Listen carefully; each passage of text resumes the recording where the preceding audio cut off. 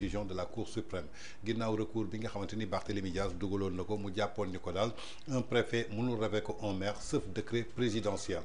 ginnaaw nag bi nga xamante ni dugal na recours am le 18 septembre tey jii lañ doon xaar pour que Cour suprême joxe lii di verdict bi malgré loolu kii nga xamante ni maanaam mooy Abass Fall tabb nañ ko par le bureau du conseil municipal bu mairie bu Dakar. mu doon maire ñu installé ko récemment tey Barthélémy Dias Cour suprême daal di génne li nga xamante ni mooy verdict bi daal di koy débouté. kon Barthélémy Dias perte na définitivement li nga xamante ni mooy mairie bu Dakar ban lecture ngay am ci décision Cour suprême bi.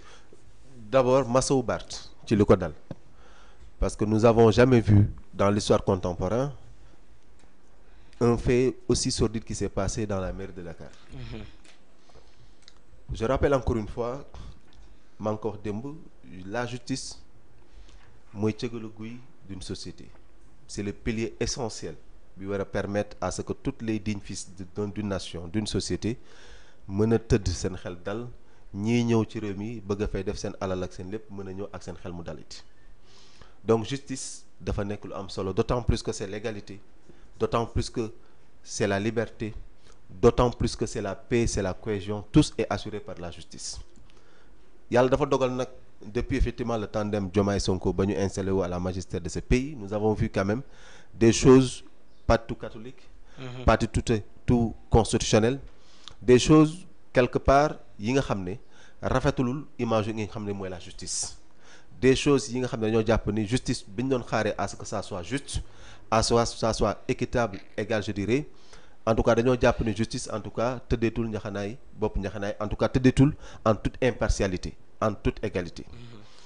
plusieurs cas yi fi am gis nañ en tout cas le cas Moustapha Diakhaté gis nañ le cas Abdou Nguer gis nañ le cas Bachir Fafana et tant d'autres j'en passe donc plusieurs éléments tey daf ñuy en tout cas ñun en tant qu'acteur en tant que citoyen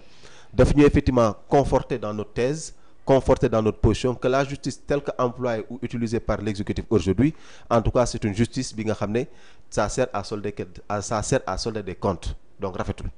donc tey su beneen cas effectivement bi nga xam ne pour une première fois dans l'histoire politique du Sénégal dafa effectivement poser un débat assez déterminant parce que n'oubliez pas su ñu nee la République bi nga xam ne donc ñun en tout cas le Sénégal où nous parlons d'un régime présidentiel et cetera dafa am loo xam ne ñun dañ ko gëm mooy la séparation des pouvoirs l'exécutif le législatif et le judiciaire mais pour le cas de Barth da ngaa gis ne effectivement aujourd'hui il y a une confrontation qui s'est passée entre l'exécutif le judiciaire n'oublions pas le préfet bi nga xam ne en tout cas moo révoqué le mandat de Barthélémy Dias est soumis à l'autorité de l'exécutif boobu jamono ñu ngi naan dans la constitution que maire kenn rek moo am en tout cas droit maire kenn rek moo am en tout cas responsabilité pour effectivement destituer ko de ses fonctions c'est le président de la République te su koy def par décret la koy def. dëgg la donc musuñoo gis ni mel. amul benn texte je rappelle encore une fois en tout cas constitutionnel bi nga xam ne en tout cas stipulé ni en tout cas le préfet quel qu'en soit fu mu mën a nekk préfet ou sous-préfet mën na en tout cas destituer en tout cas un maire amul mais pour un cas d'espèce c'est un préfet en tout cas d'une commune moo jël responsabilité effectivement et de comment ça s'appelle destituer en tout cas révoquer le sous-préfet révoquer en tout cas le mandat de Barthélémy Dias ñu jàppoon ni la Cour suprême allait effectivement nous rappeler encore une fois comme nous ko doon defee et là j'en profite encore une fois parce que pour plusieurs fois la Cour suprême génne na fi décision ñi nekk de l'autre côté en tout cas le camp du pouvoir jàpp ni doon wax ni que Cour suprême li mu def tegu ko ci yoon ñu doon wax ni que bis yéen ñi nga xam ne de l'opposition bis bu Cour suprême joxee beneen ndogal boo xam ne en tout cas ñun daf ñuy fekk si ñun suñu position yéen ñi nekk dans l'opposition tey du jubilé suba na ngeen ko nangu may répondre ci deux cas yi di leen wax ni la Cour suprême mësta génne effectivement une décision pour satisfaire effectivement l'opposition ni le pouvoir parce que la Cour suprême li ñu doon xaar toujours ci moom muy ñu leeral ñu le droit d'une façon simple et scrupuleuse et ça a toujours été le cas parce que ñun si suñu yar ak si suñu teggin de tradition et d'usage du ñu toog fi mukk naan en tout cas la Cour suprême n'est pas effectivement une institution juridique inégale wala kat di ko xalab wala di yàq seen der parce que dañoo jàpp ni ce sont des magistrats yi nga xam ne donc li leen fa teg xam nañ ko te mën nañ ko te ñu ngi koy def comme ni ko yoon waxee donc ñun on est assez respectueuse de toutes les institutions rawatina donc des institutions juridiques ou en tout cas judiciaires donc pour dire alors tey lu am ci décision bi am na bettul Barthélémy Dias parce qu'il l'a dit récemment, je pense lors d'une tournée à l'étranger, que moom en tout cas li ñaar a ñëw xam na ko et te jël na maire bi teg ko ci ginnaaw. Tey imaginez que le sens contraire am, qu'est-ce qui allait se passer? Imaginez que tey la Cour suprême ne Abass Fall na delloo effectivement maire bi borom. Imaginez ce qui allait se passer. On allait avoir une instabilité institutionnelle. Comment? On allait avoir effectivement, on allait avoir une polémique, on allait avoir en tout cas une relation assez conflictuelle entre l'exécutif et effectivement donc l'appareil judiciaire. D'autant plus que tey ñëpp xam nañ effectivement diggante bi nu mu ñagasee. Et ce qui s'est passé la fois dernière, c'était en quelque sorte de mettre la pression sur effectivement la Cour suprême. Parce que lu ci mel musul am Sénégal. Que Cour suprême ne en tout cas dinaa joxe avis ci li nga xam ne moom ngeen nar a def. Pour wax ne est-ce que Barthélémy Dias dañ ko war a effectivement delloo yëfam wala kat en tout cas dañ ko war a nangu ci moom ko yoon bi ngeen jël yéen exécutif baax na ou pas, mais dama leen ñaan ngeen patienter ba le 18 ngeen ne d'autres duñ ko def ñun dañuy effectivement def lu ñu war def parce que effectivement jàpp nañ ni que en tout cas donc mairie bi ñun suñu yëfi bopp la ngeen installé ko jël këlan ci ne tabb ko mooy Abass Fall mu doon seen maire pour une première fois ñu war a mën a dund lu mel noonu mais comme j'ai l'habitude de dire c'est une façon de mettre la pression sur la Cour suprême.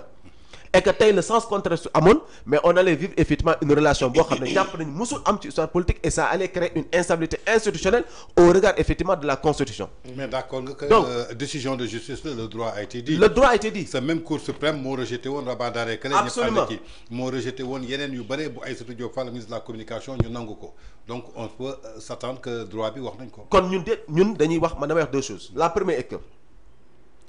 la Cour suprême a rendu le droit. A rendu le droit mais dañ leen rappeler un fait ba nga xam ne aussi musta am et c'était inédit et que ñoom ñu xam ne ñun aussi effectivement dañuy gëstu dañuy jàng et que li am ci kaw Barthélémy Dias musul am te gisuñu benn texte stipulé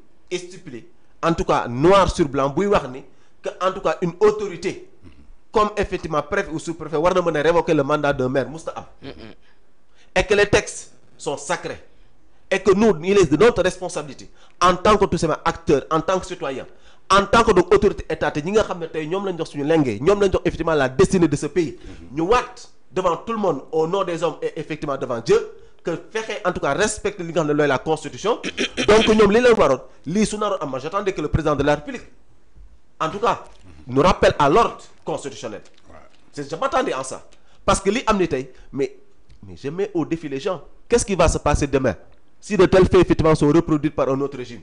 est-ce que dañoo war a mën a continuer di dund nii ku ñëw xool li sa intérêt ku ñëw xool effectivement nooy war a mën a salfaañe li nga xam ne mooy les textes républicains mooy les textes de la constitution effectivement pour tes propres intérêts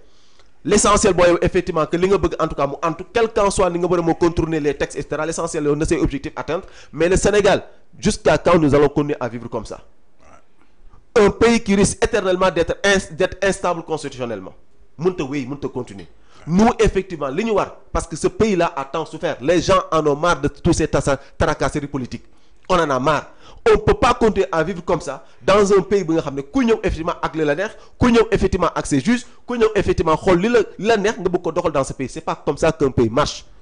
Aujourd'hui, le monde avance. Aujourd'hui, nous sommes dans un monde compétitif. Les gens sont ailleurs. Les gens sont en train de discuter effectivement sur quoi? Sur des choses yi nga xam ne moo war a permettre seen pays à ce que ñu développer wu. Les gens sont là.